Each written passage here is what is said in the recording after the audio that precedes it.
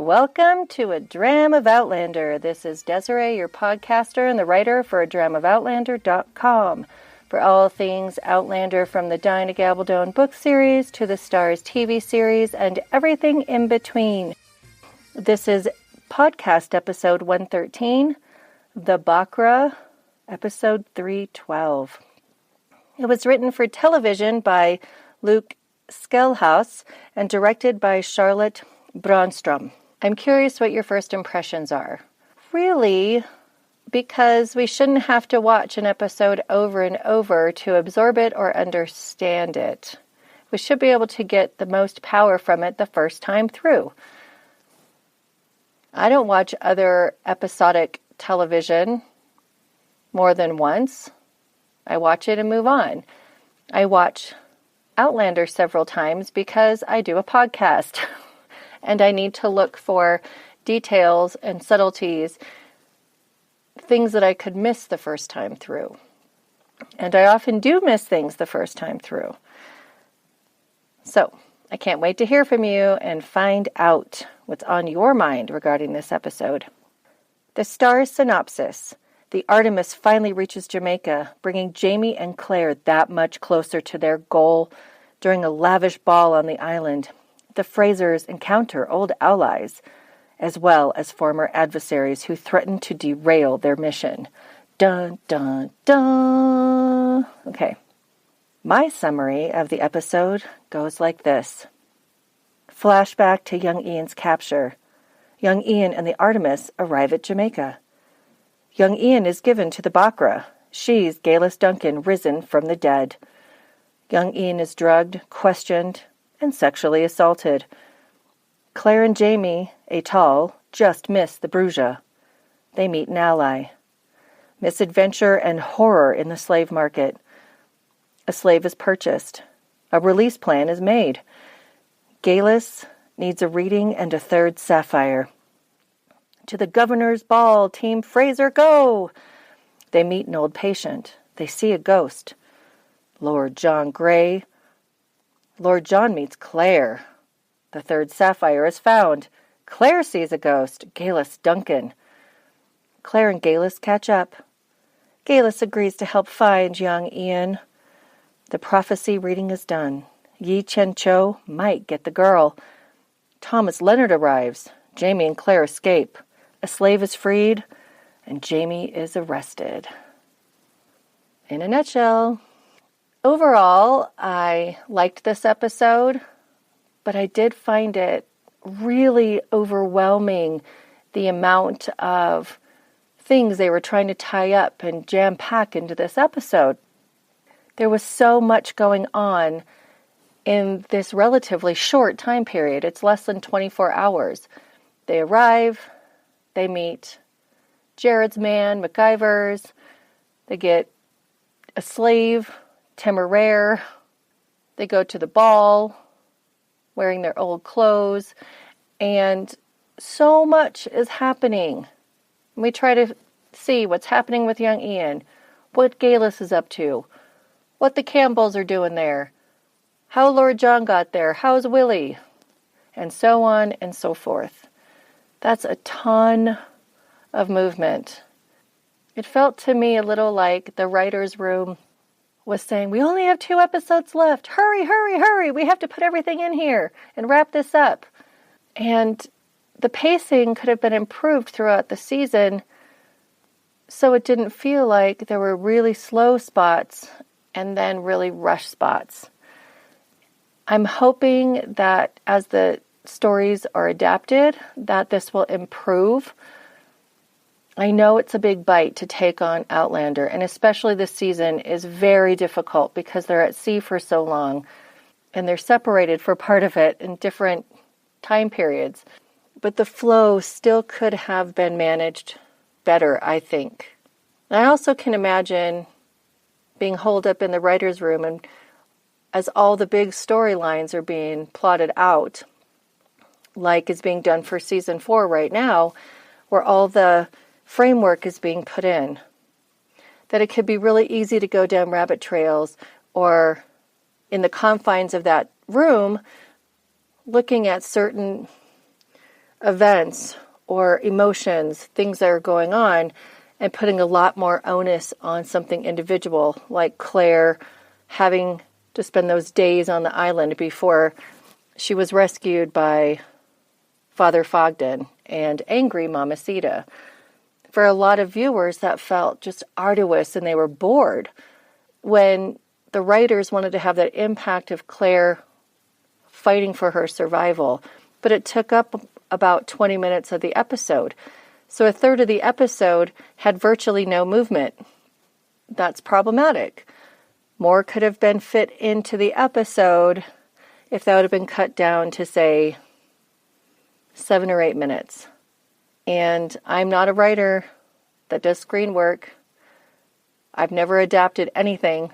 So it's just me thinking it through and saying, why did the pacing feel off this season? I'm not sure. What are your thoughts? Was it all the new material that was added? Was it trying to comb through all the mass amounts of characters and material from the book? I'm not certain at all. I'm not an expert there. So we finally get to see what happened to young Ian. And from the vantage point of him being taken, immediately he and the crew of the Bruja get into it. I mean, he bites one of them and draws blood. And I said, that's right, draw first blood, young Ian. That'll show him. He's a feisty young man. And he's been in a lot of scary situations because of his Uncle Jamie and the work that they were doing. So he wants to fight. They decide that they're going to take him to the Bakra. Now, the Bakra is a slave master. And we find out who that is in not too long. And then immediately we flash forward to the current time in Jamaica. And I said, many months later, Jamaica, in a French accent, which I can't do right now for some reason. And being a really big Black Sails fan, watching all the episodes, I'm looking for pirates.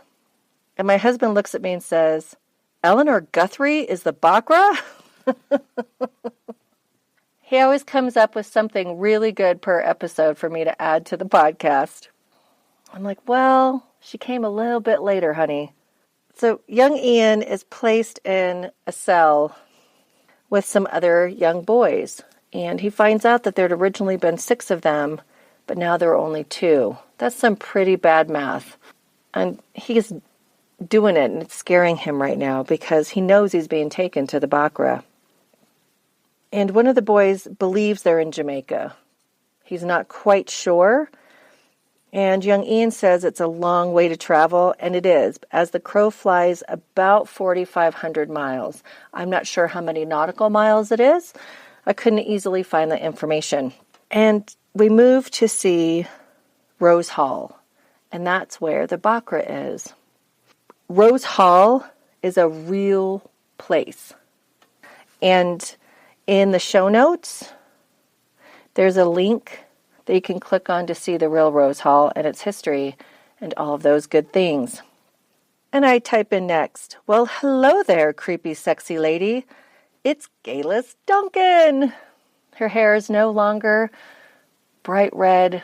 There's much fading to it, and there's gray abounding.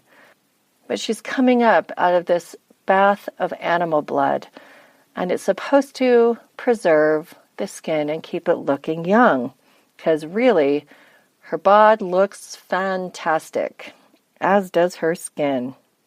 So, of course, I have to look this up, and there are some beliefs that animal blood bathing can retain youth, and there's a link to that as well in the show notes. One of the newest things that's happening, it's called vampire medicine. In the article I posted, it shows Kim Kardashian with blood on her face. It's where your own blood gets drawn, and it goes through a process, and then you put it on your own skin. Something like what Geillis was saying about the protein and the fat in it, etc., all of that helps retain youth. I cannot imagine being in 100 gallons of animal blood. No. I'm not squeamish at all, but blood coagulates. I don't know how they were keeping it warm for her to be in it. It doesn't stay liquid very long. And my secondary thought was, there's no way that's real blood. It would not wash off so easily. That's the midwife in me. I can't help it. And poor young Ian is thinking, she's creepy, she's sexy, she's scary. What do I do? Yeah, he's turned on because I don't think he's ever really seen a naked lady before. I mean, when he lost his virginity, she was dressed. This is a new thing for him. And she gives him food and offers him a beverage. And I write, never, ever take a beverage from Geillis. Ever! She's the roofie queen. You know, she poisoned a husband at Crane's Muir. We don't know what she did to Edgar, other than burn him and cause him to be an alcoholic. And what about the husband that she doesn't have anymore? She poisoned him too? It seems to be her method of choice. She starts grilling young Ian and asking him questions, and she says it's the drink that she gave him that's going to cause him to tell the truth. I didn't have time to look up specific herbs that are loosening of the lips, but I plan on doing so for the next podcast. And she grills him about the treasure and asks him if he kept that third sapphire, and he said he never even opened the box. He didn't have time. But we do find out that she needs a third sapphire, and that likely Uncle Jamie took it. So now she knows that this young man is the nephew of James Fraser. And that he's going to come to get young Ian. So she thinks she's going to win something. She's going to make out. He asks about the young boys, and she says she uses them, and then she's done with them. So I wrote, I sex the virgins up and then kill them. She likes the energy the virgins give her. Ugh. And when young Ian says he's not a virgin, her response is, you'll know what to do then, as she flashes her breasts. Time traveler, sexy as fuck, pedophile, murderer, poisoner, slave master. She's the whole package, that Geillis. So, of course, young Ian is going to be physically excited, but he's also going to be terrified and horrified. And young men that age, they can think about ice cream and get a boner. But it's still assault. She is assaulting him. She's putting him in a position where he has no choice but to have sex with her. And we see that Geillis is looking for that third sapphire. And then Claire calls Jamaica the jewel of the Caribbean. Is that a coincidence? I don't think so. Now, Team Fraser is all huddling at the dock, and they break. They all have jobs to do. And as Claire and Jamie are trying to figure out what to do and where they're going to search, and Jamie says he's not splitting up with her, he's not losing her again, they run into somebody named McIver, and he's the happiest wig-wearing dude I've ever seen. And he's one of Jared's men on the island. He invites them to the governor's ball. They don't even ask who the governor is. And they say no, they have more important things to do. Really? You don't think the governor would be a great contact in order to find your nephew? Kind of odd. I wrote down, a ball? Meh, no thanks. Who wants to meet the new governor? Not us. So McIver mentions that he had sold a hogshead of wine to the Bruja before they left port. He thinks they're going back possibly to Portugal or somewhere else. And there's a link in the show notes on all the different measurements of that time period. And a hogshead of wine was 32 gallons. You're welcome. And McIver points them toward the slave market in the event that young Ian is there. Because though there are mostly African-American slaves, there might be some white slaves as well. Claire is completely uncomfortable. She's out of sorts. This is making her feel sick to her stomach, it looks like. I cannot imagine being able to walk through a slave market and not at some point have to go and throw up. The idea of owning another human being, taking them, oppressing them against their will, taking their humanity away is beyond anything I can imagine anybody wanting to do. But it seems the horrors of the slave market are visually toned down for television. The women are not bare-breasted who are in the cages. The men are not naked because they're trying to show off their virility and prowess. So they're trying to keep them a little more, less shock value of what I think reality was. It's 2017. We are horrified by the mere thought of it. So they could not bring the brutality of what it really was fully to television, I don't think. But I do believe the spirit of how horrendous and dehumanizing it was is made clear. It's obvious through Claire's physical reactions, what she says, her responses, and her increasing discomfort at what's going on. I can't imagine anyone ever thinking slavery was justifiable. Now, there is a difference to having slaves to indentures. Say somebody has a debt that needs to be paid off, and you pay it off for them, and then they come to work for you for so much time in order to pay down that debt back to you. And then you release them when they're done. Or if somebody would find themselves homeless, or they lost their job, something happened and they're taken in to do work, that's totally different than enslaving somebody. And I also put a link in the show notes that is a history of Jamaica and slavery and what it looked like and when it was outlawed. So Jamie and Claire are going hunting for young Ian. And we see a woman being branded after being purchased.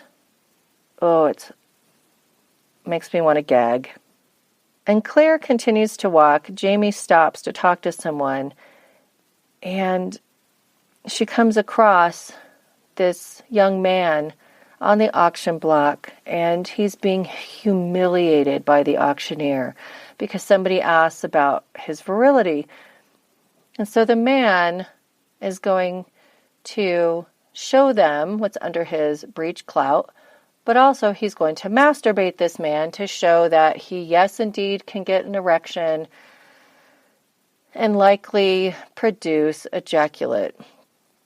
So when the man reaches under the breech clout, Claire finally loses her shit. And she runs up to the auctioneer stage and she yells at them and she whacks the guy with her parasol. Claire certainly knows how to start a row with her passion. She can't take it anymore. She reached her breaking point, and that was that. And so, of course, Jamie sees the melee going on, and he runs over to find her, and she says, "You have to do something for him." So she starts this incredible mess and wants Jamie to fix it for her. I'm glad to see them back to them old selves. This is just what they do. He gets into trouble, she saves him or doctors him up. She gets into trouble, he saves her and fixes the situation to the best of his ability. So I'm glad to see Jamie and Claire. But at the core of it is that she really wants to help this man, and she couldn't stand seeing the situation that he was in. And this scene could also be called How Claire Accidentally Comes to Own a Slave. Now, the whole problem with it is that Claire could never own a person, right? She can't justify it, can't reconcile it, and it's freaking her out. But the only thing that Jamie could do to fix it was to pay £20 sterling for this slave, Temeraire. And Claire's holding this paper as if it's diseased or going to catch on fire. She can't believe she owns someone. And Jamie said, "Well, I had to put it in somebody's name, and you told me to do it." Like many of us, when we are not in a situation or time has passed and we can't really understand the historical context for something, Claire, with her 20th century sensibilities, just thinks, oh, we can just set him free. Or I can destroy this paper and make it all better. Or. And Jamie has to school her thoroughly on this. And this isn't the only time this is going to happen as we move through the series. And he wants to set this man free as well, but he also knows that it's a delicate proposition. It has to be in the right place where the man will not be enslaved again. Claire has to keep proof of this to protect Temeraire, so nobody else can claim him or take him. And it keeps him safe because nobody can do anything to Temeraire because he's Claire's. So she's sickened. She looks almost green by this. But there are politics and legalities to deal with in the time period, as disgusting and disturbing as it is to us. So this is where Jamie is really good at navigating what is, regardless of what he agrees with. And he has to bring Claire alongside with him. And it's a really difficult situation. And he tells her they're going to the ball at the governor's mansion tonight because the slaves from the Bruja were purchased by the governor. I know. Gross. And it's more than gross. It's a stain on our history. I was reading this week about the slave trade in Africa right now. Why can't it just stop? I don't know. So we find out that indeed Geillis is the one who hired the Campbells to go to the West Indies way back when Claire met with them. In Edinburgh, he said he had a wealthy benefactor. Well, they're there at Rose Hall, but they need that third stone in order for Margaret to properly read for the prophecy. They don't explain why we need the third stone. And I put, oh, that wacky Margaret Campbell. Now, she is really unsettled. She doesn't want to do this prophecy reading because she believes that death will come if she does it. It can only cause harm. So the Fraser crew arrive at the ball. It's Temeraire, who agreed to help them in order for them to free him. It wasn't contingent on that. They actually asked him if he would help. After they explained they would set him free as soon as possible. And he's really surprised by this. And Marsley and Fergus, of course, we have the newlywed gang. And Tien Cho is there to serve as a distraction. Probably many of the Western Europeans who showed up in the Indies had never seen a dark-skinned person before. They'd never seen an African. And imagine seeing a Chinese man show up at the governor's ball. He would be quite a distraction indeed. Jamie looks like a bit of a dandy, and Claire's in her 20-year-old gown. And it still fits her perfectly. Of course it does. She's Claire. I'm curious why Jamie's not in more of a disguise. Because he asked if he looked like a French provocateur, but he didn't have powder on his face or anything like that. It just looked like him in a wig. I mean, you can't really hide Jamie. And he was speaking as himself when he was talking, so I don't know.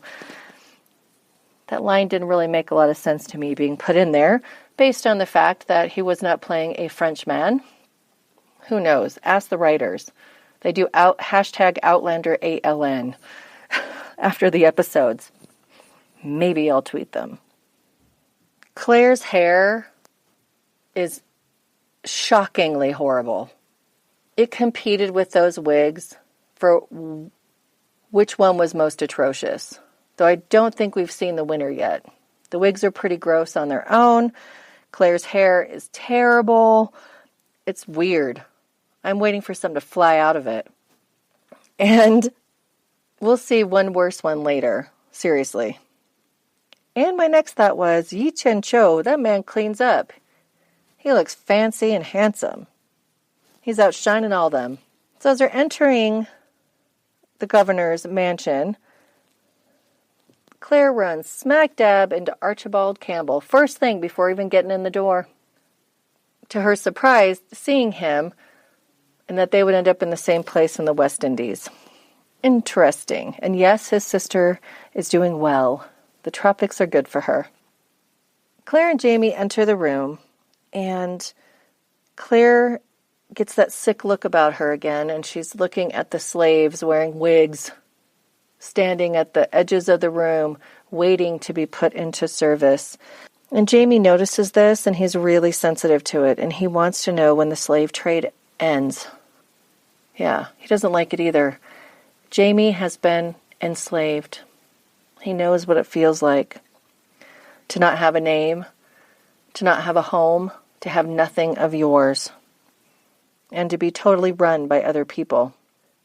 It turns out that Tien Cho is a proper distraction. The ladies are interested immediately in him.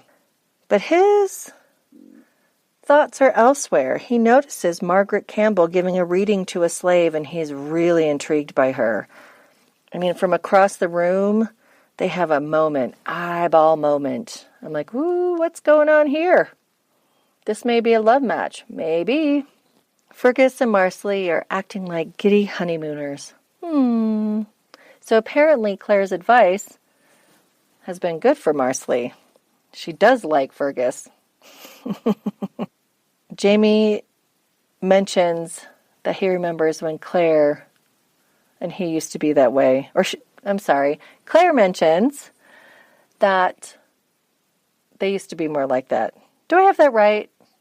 I can't remember which said what now. That's okay. But they go into this eye lock that says, I will have you later. Oh, yes, I will. Where kind of time stops around them, and they forget, and Claire's breathing changes. This is Claire and Jamie. Doesn't matter if there's 100 people in the room.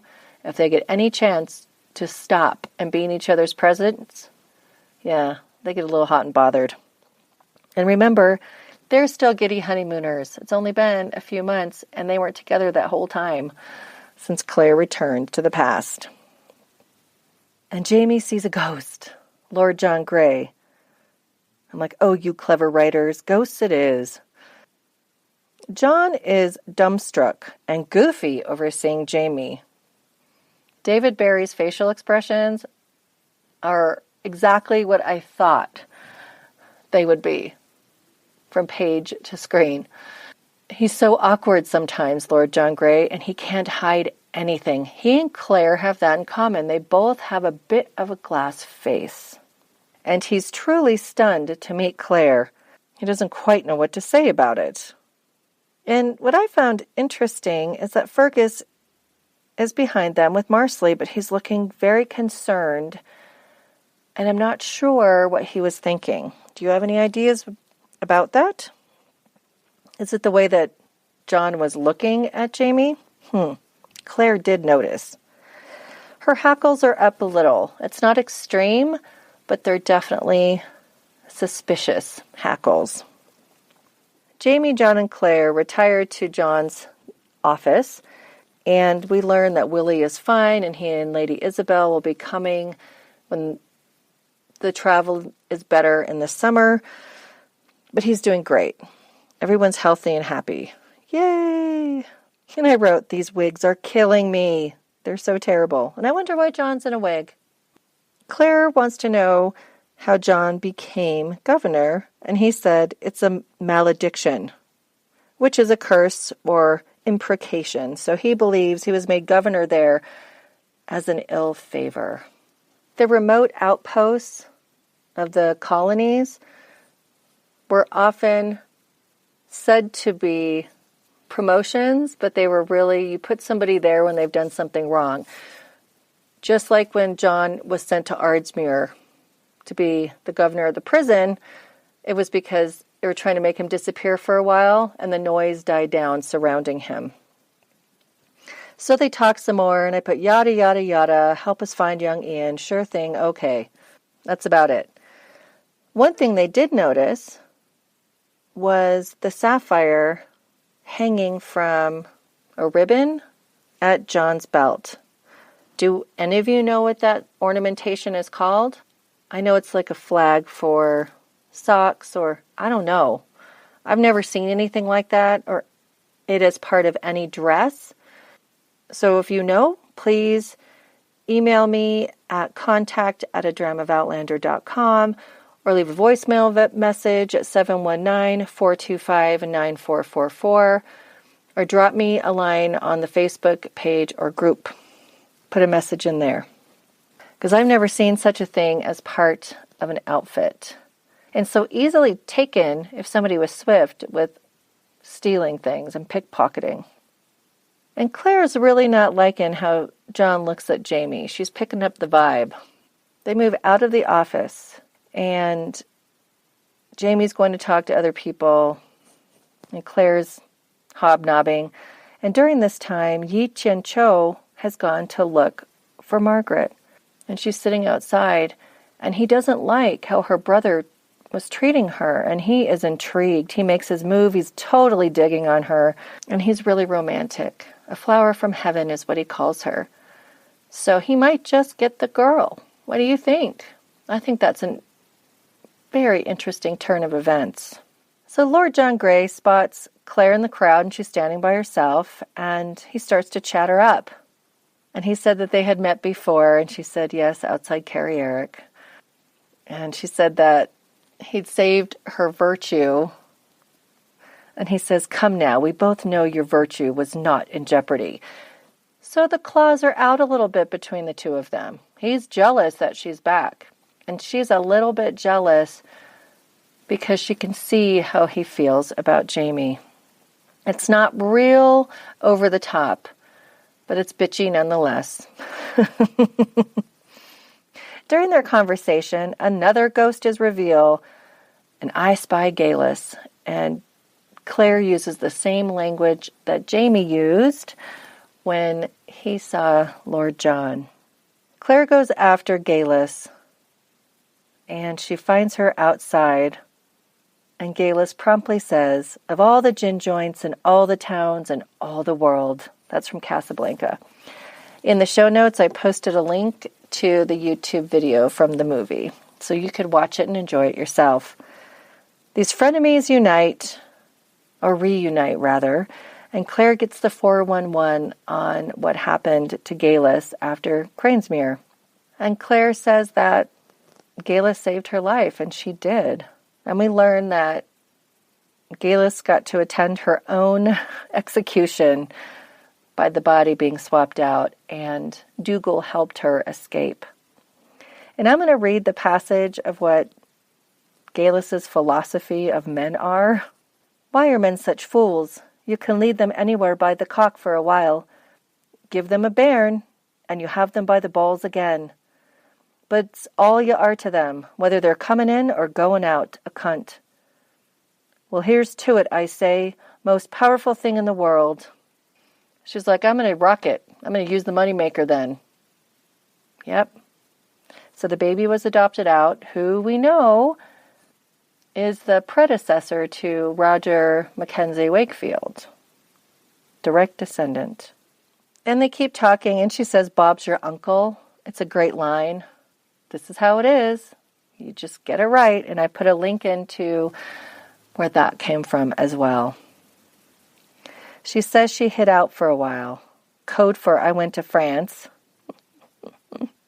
And she did talk about her late husband, Abernathy, who died because, of course, the tropics are very bad for Englishmen, and they just drop dead at everything. Of course they are, Geillis. And she feigns shock when Claire says they're there looking for Jamie's nephew. No, of course I haven't seen him. Of course I will help. Frenemies gonna frenemy. That's in my notes. She's always playing an angle. She will help only if it suits her ends. And she has no trouble lying about anything because she's utterly selfish and she's a sociopath. She's not normal in any regard. And they're back into the party. She notices the governor's sapphire and she grabs it and asks where he got it. And he said, from a friend. And I wonder why Jamie said this. From a prisoner. Is this to placate Claire? Is this to put John in his place a little bit? Is this to speak of their past relationship and how it came to be? I don't know. It was a moment for me to pause, and I haven't quite unpacked that yet.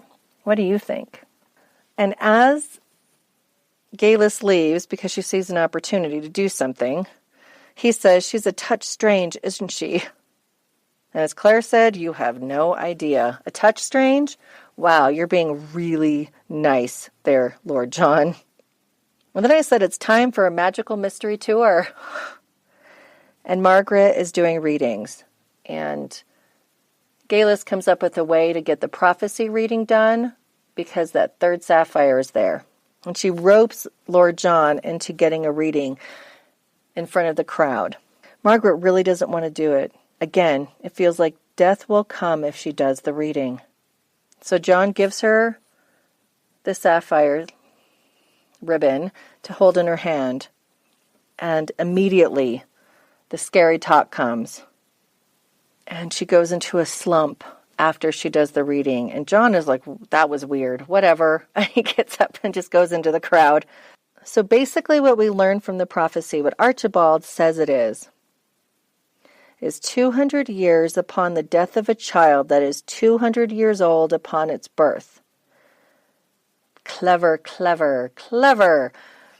Brianna must be that child before there will be another king of Scotland. Because Brianna was conceived 200 years in the past and born 200 years in the future. So she was 200 years old when she was born. That was a beautiful little piece of prophecy writing. Loved that. Awesome. And as Archibald and Geillis are talking, she brings up Benjamin Button, which he doesn't know what that is because it's from 1922. So it's amazing how many modern references Geillis is using, just like Claire does. I guess you can take the girl out of the 20th century, but not the 20th century out of the girl. So there's also a link to Benjamin Button, which was written by F. Scott Fitzgerald, in the show notes. The newlyweds are again acting like newlyweds, hanging out in the dark by the carriage, kissing it up. And then, oh no, it's a Thomas Leonard. They go to warn Claire and Jamie that Leonard is in the house, and they have to leave. So they're scrambling and getting back to the carriages, and they learn that young Ian is at Rose Hall from Temeraire. And Claire thinks that Geillis is a lying bitch. Yeah, what's new? That's all this woman does. Only to her own means will she tell you anything. They agree to allow Temeraire to gain his freedom and will leave him with the other Maroons that are up in the mountains near Rose Hall. And that's where they're going to get young Ian. And they think they've escaped. Well, they drop off Temeraire and keep their bargain. He finds a tree that has a marking on it that says, "This way, escaped slave, you can come and be free." So he goes. And he's thankful to them. Well, of course, Leonard shows up at that time. And he quickly gives Claire the pictures of the kids. Here, have the portrait of the children. Portraits of the children, he says.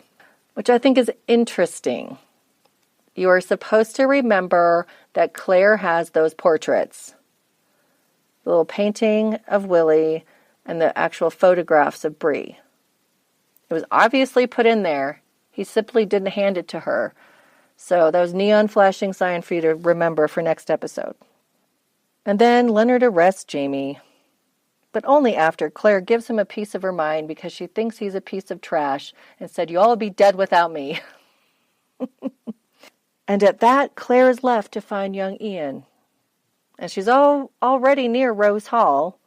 So who's going to get Jamie out of the clink?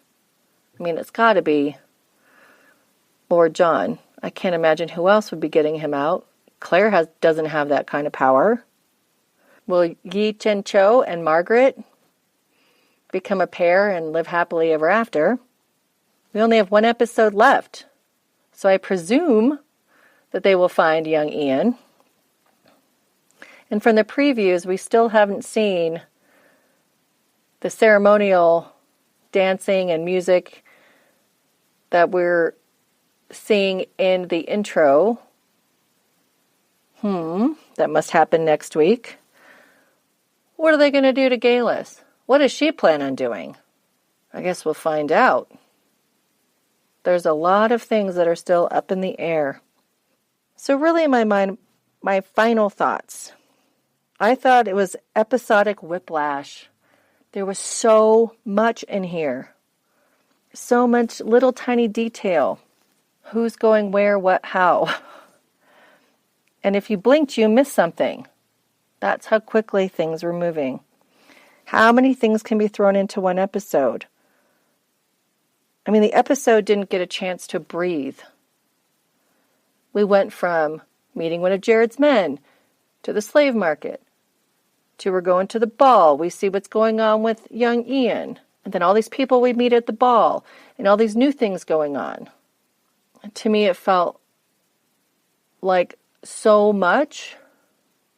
And we have one episode to resolve all of it. It was a little overwhelming for me, like I said before, to have everything occur over the course of one day. And again, I wonder why Jamie wasn't in full disguise and using an accent. I don't know. The wigs and Claire's atrocious hair were their own characters in this episode. They should have been named. I half expected the wigs to animate themselves and something live to come out of Claire's coif. I'm glad I didn't live in that time period. I'm way too simple. I mean, Claire wasn't even powdered or anything. That's not her style. But still, that was pretty foofy. And I hope the finale is a little less jam-packed so we can just pace with it and we can process and get used to what's being thrown at us before it transitions. I know there'll be a big cliffhanger at the end. There has to be. There's not very many pages of an adaptation left, but it's really impactful information. So we'll have to see. That's all we can do. That's the only way we're going to go is wait till next week. So overall, I did like it. It was enjoyable. It simply was a lot to take in. And I feel like there's been that inconsistency during this season where overall the writing is so much better and spot on. There's been definite highs and lows, but pacing has seemed to be an issue throughout.